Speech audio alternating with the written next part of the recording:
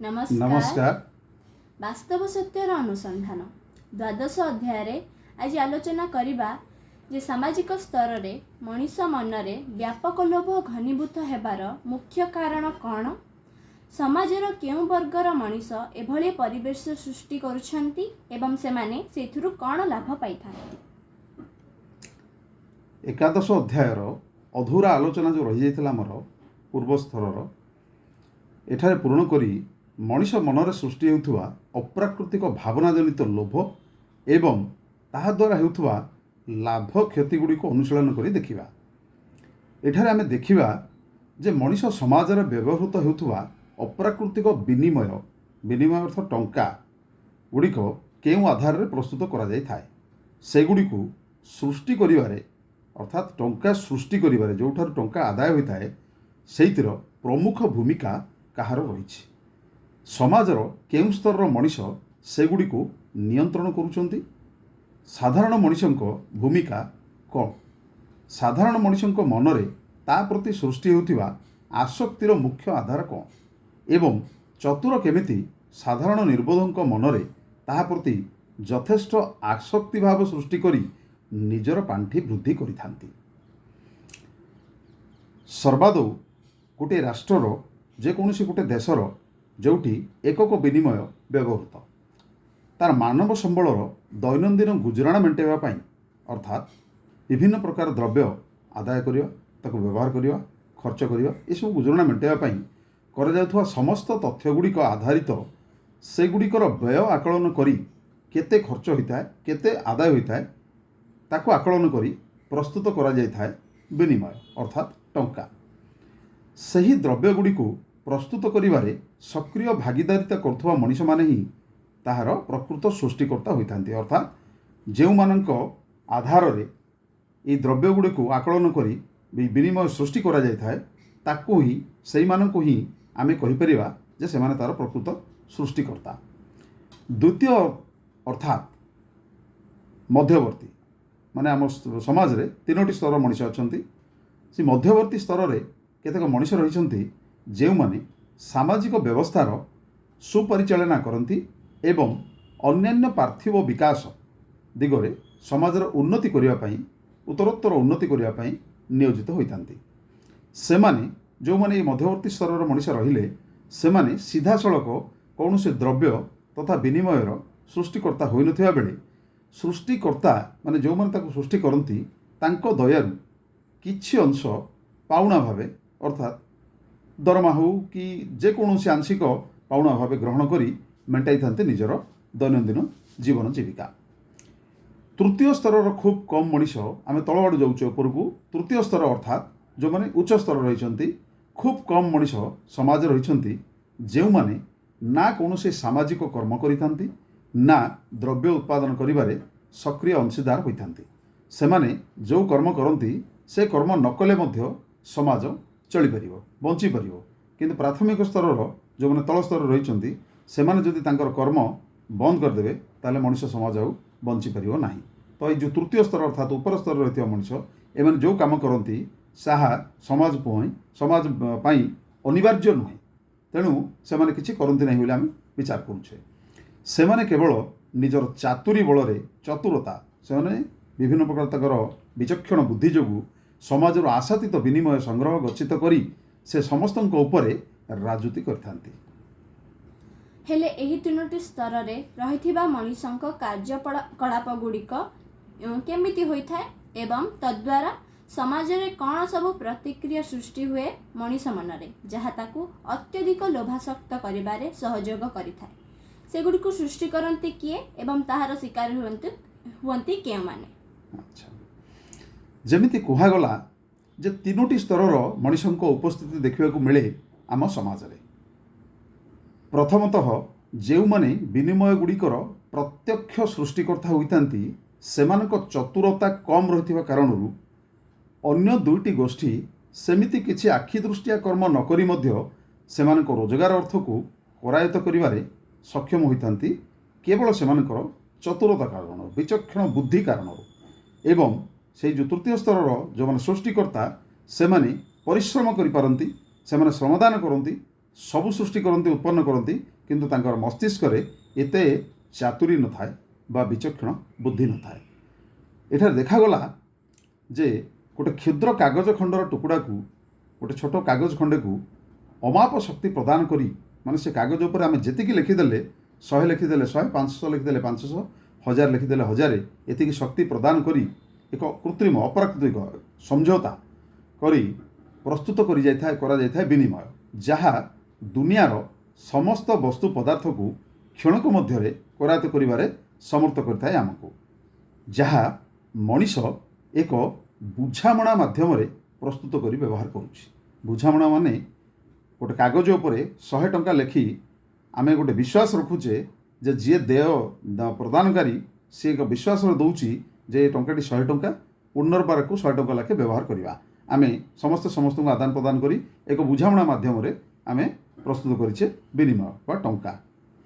ତେଣୁ ଯେଉଁମାନେ ପ୍ରକୃତ ପ୍ରସ୍ତୁତକର୍ତ୍ତାଙ୍କୁ ଭୁଆଁ ବୁଲେଇ ବିଭିନ୍ନ ପ୍ରକାର ପ୍ରରୋଚନାରେ ତାଙ୍କୁ ଦମନ କରି ରଖି ସେଗୁଡ଼ିକୁ କରାୟତ୍ତ କରିବାରେ ସମର୍ଥ ହୋଇଥାନ୍ତି, ସେମାନେ ନିଜର ବିଚକ୍ଷଣ ବୁଦ୍ଧି ମାଧ୍ୟମରେ ଯଥେଷ୍ଟ ମାତ୍ରାରେ ସେଗୁଡ଼ିକୁ କରାୟତ୍ତ କରି ସଞ୍ଚିତ ଗଚ୍ଛିତ କରିବାରେ ନିଜକୁ ନିୟୋଜିତ କରିଥାନ୍ତି ସବୁବେଳେ। ଅର୍ଥାତ୍ ଯାହା ହାତରେ ଯେମିତି ପାରିଲା ସେଗୁଡ଼ିକୁ କରାୟତ୍ତ କରି ପ୍ରକୃତ ପ୍ରସ୍ତୁତକର୍ତ୍ତାଙ୍କୁ ଶୋଷଣ କରି ନିଜର ପତିଆର ବିସ୍ତାର କରିଥାନ୍ତି ସମାଜର ଅନ୍ୟ ଦୁଇ ଗୋଷ୍ଠୀ ବିଭିନ୍ନ ଉପାୟରେ, ଯାହା ସାଧାରଣରେ ପ୍ରାଥମିକ ସ୍ତରରେ ରହିଥିବା, ଅର୍ଥାତ୍ ଯେଉଁମାନେ ପ୍ରକୃତ ସୃଷ୍ଟିକର୍ତ୍ତା ସେହି ମଣିଷଙ୍କ ଭାବ ବହିର୍ଭୂତ ରହିଥାଏ। ସେମାନଙ୍କୁ ବୁଝା ପଡ଼ିନଥାଏ ଯେ ଏ ସିଷ୍ଟମ୍, ଏ ବ୍ୟବସ୍ଥା କେମିତି ଚାଲୁ ରହିଛି।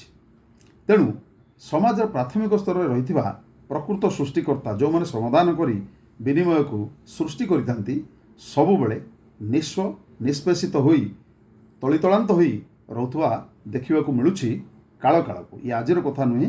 ପୃଥିବୀ ଆରମ୍ଭରୁ, ମଣିଷ ସମାଜ ଆରମ୍ଭରୁ କିଛି ବର୍ଷ ପରେ ଧୀରେ ଧୀରେ ଯେତେବେଳେ ମଣିଷର ଚତୁରତା ବୃଦ୍ଧି ପାଇଲା, ଯେତେବେଳେ ବିନିମୟ ସୃଷ୍ଟି ହେଲା, ସେହି ସମୟରୁ ଏଭଳି ବ୍ୟବସ୍ଥା ଦେଖିବାକୁ ଆମକୁ ସମାଜରେ ମିଳୁଛି। କେବଳ ଏ ଦେଶ ନୁହେଁ, କୌଣସି ଗୋଟିଏ ଦେଶ ନୁହେଁ, ପ୍ରତ୍ୟେକ ଦେଶରେ ବିଶ୍ୱବ୍ୟାପୀ। ବର୍ତ୍ତମାନ ବିଚାରକୁ ନେବା ଯେ ସୃଷ୍ଟିକର୍ତ୍ତା ସେଗୁଡ଼ିକୁ ନିଜ ନିୟନ୍ତ୍ରଣାଧୀନ କରିବାରେ ଅସମର୍ଥ କାହିଁକି ଏବଂ ସେମାନେ ନିଜେ ସୃଷ୍ଟି କରି ମଧ୍ୟ ତାହା ପ୍ରତି ଏତେ ଆକୃଷ୍ଟ ହୋଇଥାନ୍ତି କାହିଁକି? ବଡ଼ ଆକର୍ଷଣୀୟ କଥା ଯେ ଯେଉଁମାନେ ସମାଜରେ ପ୍ରକୃତ ବିନିମୟ ସୃଷ୍ଟି କରିଥାନ୍ତି ସେମାନଙ୍କୁ ବିଭିନ୍ନ ଉପାୟରେ ଶୋଷଣ କରିଥାନ୍ତି ଚତୁର, ବିଭିନ୍ନ ମାର୍ଗରେ, ବିଭିନ୍ନ ଉପାୟରେ, ଏତେ ଷଡ଼ଯାନ୍ତ୍ରିକ ଉପାୟରେ, ଭିନ୍ନ ଭିନ୍ନ ପଦ୍ଧତିରେ ତାଙ୍କୁ ଶୋଷଣ କରାଯାଇଥାଏ ଯେ ସେମାନେ ସେସବୁ କିଛି ବିଲକୁଲ ଜାଣିପାରନ୍ତି ନାହିଁ, ବୁଝିପାରନ୍ତି ନାହିଁ। ଅଧିକନ୍ତୁ ସେହି ଚତୁର ଗୋଷ୍ଠୀର ମଣିଷମାନେ ଅତ୍ୟନ୍ତ କ୍ଷୀଣ କିମ୍ବା ଆଦୌ କୌଣସି କାର୍ଯ୍ୟରେ ସମ୍ପୃକ୍ତ ନ ରହି ସୀମା ବାହାରେ ଧନରାଶି ସଂଗ୍ରହ କରିଥାନ୍ତି ସମାଜରୁ ବିଭିନ୍ନ ଉପାୟ ଅବଲମ୍ବନ କରି। ଅତଏବ ପ୍ରକୃତ ସୃଷ୍ଟିକର୍ତ୍ତାଗଣ ସେମାନଙ୍କ ଉପାର୍ଜନକୁ ଚତୁରଙ୍କ ହାତକୁ ଟେକି ଦେଇ, ବିଭିନ୍ନ ଉପାୟରେ, ବିଭିନ୍ନ ମାଧ୍ୟମ ଦେଇ ଚତୁରଙ୍କ ହାତକୁ ଟେକି ଦେଇ ସଦାସର୍ବଦା ଦୁର୍ବଳ ଅବସ୍ଥାରେ ରହିଥାନ୍ତି କଠିନ ପରିଶ୍ରମ କରି। ଚତୁର ସେମାନଙ୍କଠାରୁ ଶୋଷଣ କରି ବ୍ୟାପକ ପ୍ରକୋପ ସାଧନ ପୂର୍ବକ ସେମାନଙ୍କ ଉପରେ ପ୍ରକୋପ ଜାରି କରି ସେମାନଙ୍କୁ ଦୟନୀୟ ଅବସ୍ଥାରେ ରଖୁଥିବା କାରଣରୁ ଯେତେ ପରିଶ୍ରମ କଲେ ମଧ୍ୟ ସେମାନଙ୍କ ପେଟ ପୁରେ ନାହିଁ। ଏ କଥା କିଛି ବିଚିତ୍ର ନୂଆ କଥା ନୁହଁ। ଆମେ ସମାଜରେ ଦେଖୁଛେ ଯେ ଯେଉଁମାନେ ଆଜି ପରିଶ୍ରମ କରୁଛନ୍ତି, ଯେଉଁମାନେ ସମାଧାନ କରି ସମାଜକୁ ଚଳାଉଛନ୍ତି, ତାଙ୍କ କେବେ ହେଲେ ପେଟ ପୁରୁ ନାହିଁ। ଏ କଥା ସମସ୍ତେ ଜାଣିଛନ୍ତି ଆମେ। ତେଣୁ ଚତୁରଙ୍କ ଧନରାଶି ଗୁଡ଼ିକୁ ଦେଖି ଦେଖି ଏ ଯେଉଁ ଚତୁର ବିଭିନ୍ନ ପ୍ରକାର ଷଡ଼ଯାନ୍ତ୍ରିକ ପଦ୍ଧତିରେ ତାଙ୍କଠାରୁ ଧନ ଆଦାୟ କରି ନିଜ ପାଖରେ ସଞ୍ଚୟ ଗଚ୍ଛିତ କରି ରଖିଛନ୍ତି, ତାଙ୍କର ଧନର ବୃଦ୍ଧି ଦେଖି ଦେଖି ସେମାନଙ୍କ ମନରେ ଲୋଭ ଭାବ ସୃଷ୍ଟି ହୋଇଥାଏ ଯେ ଆମର ମଧ୍ୟ ସେମିତି ଧନରାଶି ରହିଥାନ୍ତା କି, ଯାହା କେବେ ହେଲେ ପୂରଣ ହେବ ନାହିଁ ଯେତେ ଦିନ ପର୍ଯ୍ୟନ୍ତ ସେମାନେ ତାହାର ପ୍ରକୃତ ମାର୍ଗ ଖୋଜି ବାହାର କରିପାରି ନାହାନ୍ତି। ଏଠାରେ ଗୋଟିଏ ବିଷୟ ସ୍ପଷ୍ଟ ହେଉଛି କି ପରିଶ୍ରମର ରୂପାନ୍ତରିତ ଚେହେରା ହେଉଛି ବିନିମୟ। ଅର୍ଥାତ୍ ବିନିମୟ ଯେଉଁ ଟଙ୍କା ଆମେ ଦେଖୁଛେ ସେ ଟଙ୍କାଟା କ'ଣ ବୋଲି ଯଦି ବିଶ୍ଳେଷଣ କରାଯିବ ତାହେଲେ ତାର ଉତ୍ତର ହେଉଛି ପରିଶ୍ରମର ବିନିମୟ, ପରିଶ୍ରମର ଏକ ରୂପାନ୍ତରିତ ଚେହେରା। ତେଣୁ ଯିଏ ପରିଶ୍ରମ କରୁଛି ସିଏ ହିଁ ଟଙ୍କାକୁ ସୃଷ୍ଟି କରିବାରେ सहयोग करुची बोली कुहाଯାई परिबो। जो माने परिश्रम करूनाहांती सेमाने टंकार सृष्टिकर्ता नुहंती। तेणु चतुर विभिन्न उपाय परिश्रमी ठारू सेमानक रोजगार को करायत्त करी सेमानक दुर्बल अवस्था आहुरी अत्यधिक परिश्रम कले अधिक फल पाइबार स्वप्न देखाई थांती। सेमाने जेते परिश्रम करिवे सेते विनिमय आमर सृष्टि हेब समाज रे। आ तांकू ए जो चतुर कहती जे तमे आहुरी अधिक परिश्रम कर। दिन थिला लोक 8 घंटा परिश्रम करुले, आज 12 रु 14 घंटा परिश्रम करुछंती। ए भलिया समाज रे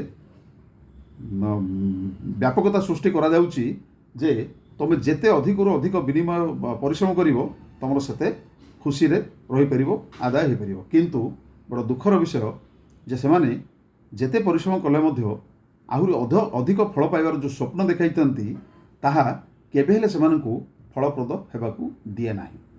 अर्थात परिश्रमी जेते यथेष्ट परिश्रम कले जेते रोजगार कले मध्य चतुरंक अंश जे चतुर सेमानकु शोषण करुचंती तांकर अंश मध्य सही गुणात्मक ढंग रे शोषित होउतवा कारणरु समाज रे साम्यवाद केबे हेले संभव हेबो नाही।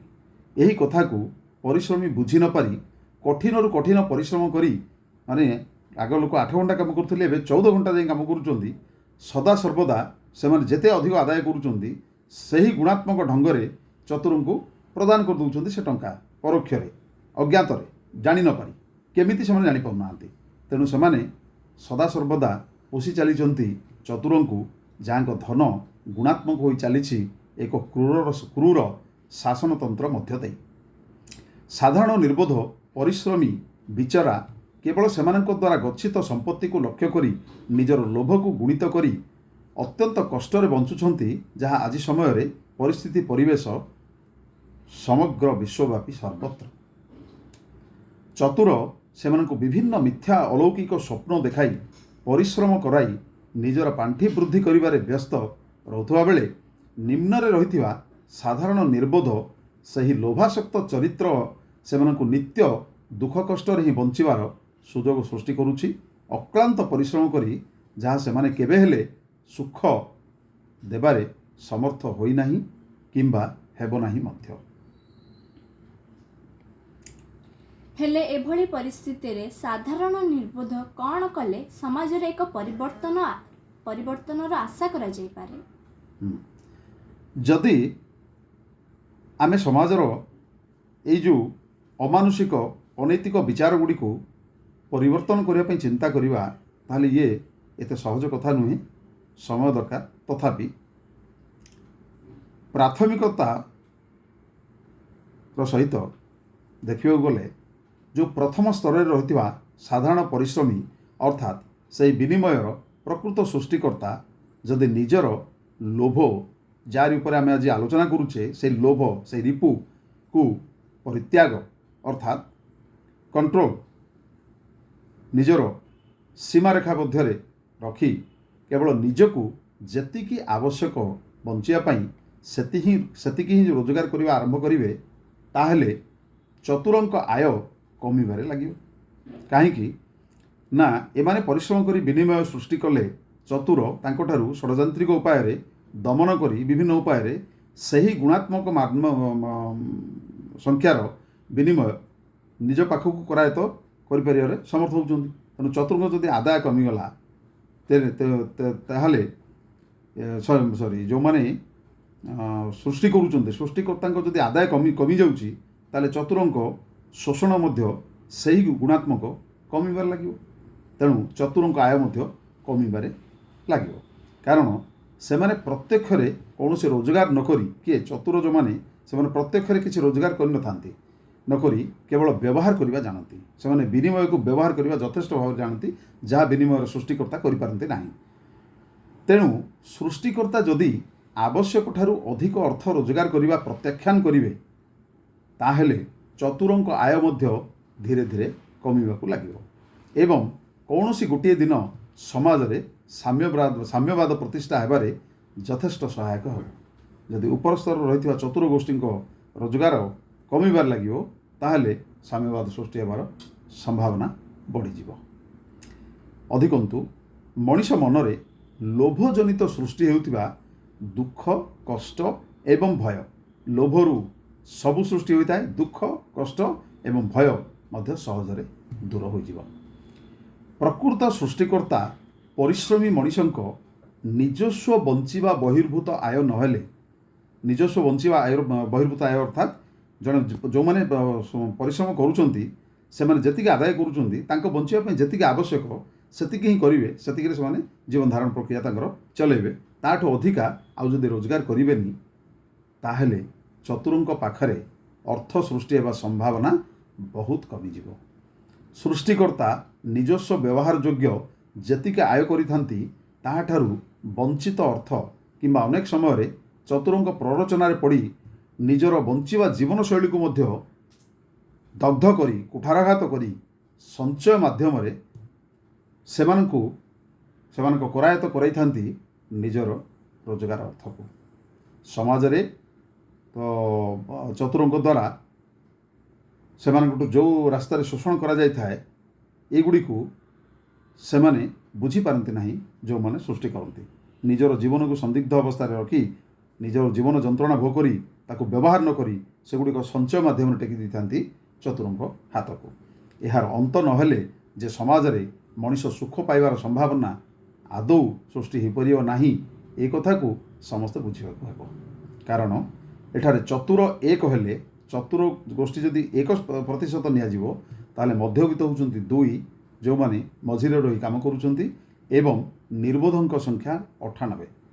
ଅର୍ଥାତ୍ 98% ମଣିଷ ଏଠି ପରିଶ୍ରମ କରୁଛନ୍ତି, ଆଉ 1ରୁ 2% ମଣିଷ ସେମାନଙ୍କଠାରୁ ଶୋଷଣ କରି ତାଙ୍କଠାରୁ ସହସ୍ର ଗୁଣ ଅଧିକ ସମ୍ପତ୍ତି ଧନ ତାଙ୍କଠାରୁ ଶୋଷଣ କରି କରାୟତ୍ତ କରି ରଖିଛନ୍ତି।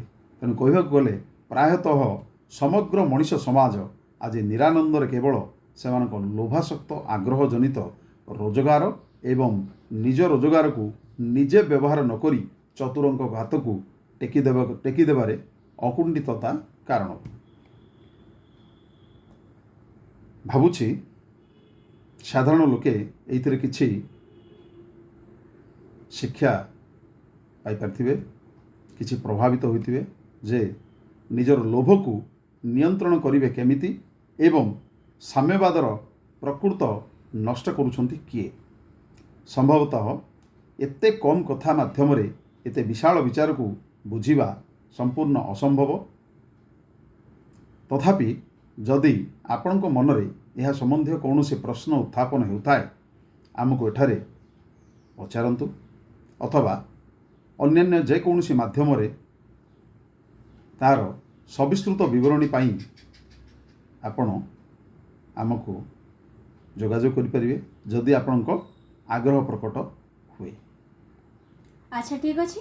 ଆଗାମୀ ଅଧ୍ୟାୟରେ ଆଲୋଚନା କରିବା ଯେ ମୋହ କ'ଣ ଏବଂ ତଜ୍ଜନିତ ମଣିଷ ମନରେ ଭୟ ସୃଷ୍ଟି ହୋଇଥାଏ କେମିତି ଏବଂ ତାହା ମଣିଷକୁ କେଉଁ ସ୍ତରକୁ ଆଣି ପହଞ୍ଚାଇଥାଏ ଯାହା ତାକୁ ଅସ୍ଥିର କରି ରଖିଥାଏ ସବୁବେଳେ ଏବଂ ଦୁଃଖୀ କରିଥାଏ। ଆଜି ପାଇଁ ଏତିକି। ଧନ୍ୟବାଦ।